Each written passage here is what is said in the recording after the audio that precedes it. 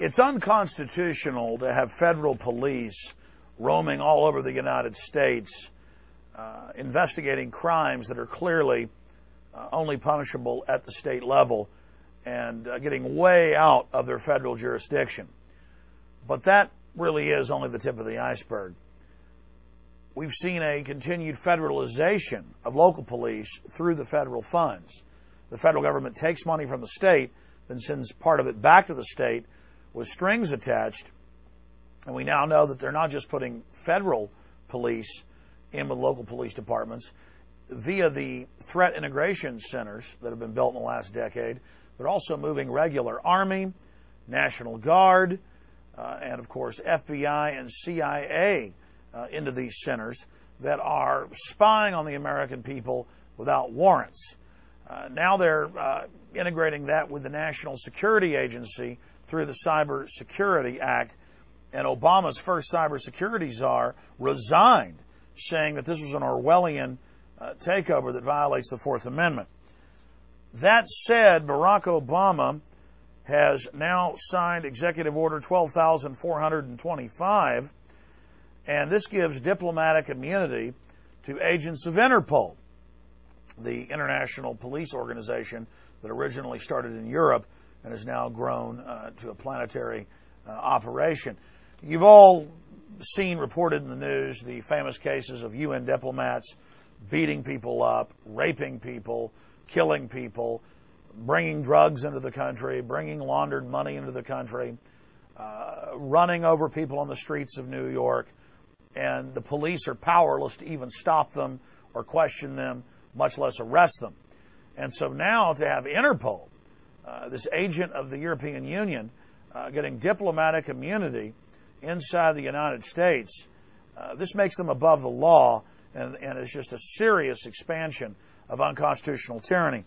And for those that are in denial about this, I wanted to show you just FEMA's own press release from earlier in 2009. And this was National Level Exercise 09, scheduled from July 27th through July 31st. And they say here in their own press release, just Google NLE 09, first thing that comes up is FEMA's own press release. You can go to their site and read more. This is just one of their posts. And it says that troops from 14 different countries are training with federal, regional, state, tribal, and local private sector participants with police and military from foreign countries on how to take on terrorists inside the United States and how to surveil the American people.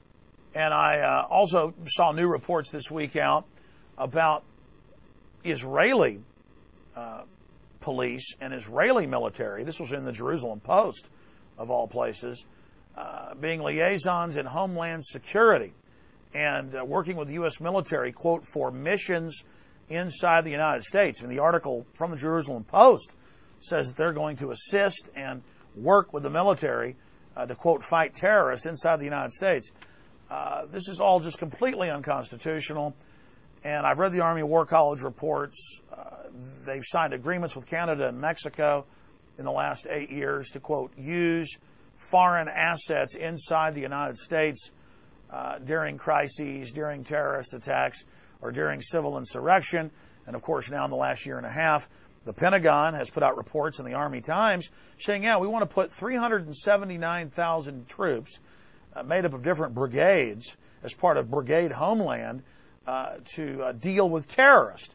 And then, of course, in early 2009, we broke, via law enforcement sources that gave it to us, the MIAC report and the Homeland Security report, where they admit that their main threat, the main group that Homeland Security has been set up and Northcom has been set up to counter, is gun owners, veterans, libertarians, of course, returning veterans as well, and, of course, people that want to, quote, end the private Federal Reserve. And it's come out in major newspapers that in the Fed protests and Tea Parties are being surveilled by the U.S. Army as potential terrorists. So it was a bait and switch. You were told Homeland Security and Northcom were four shadowy men in caves in Afghanistan that attacked you.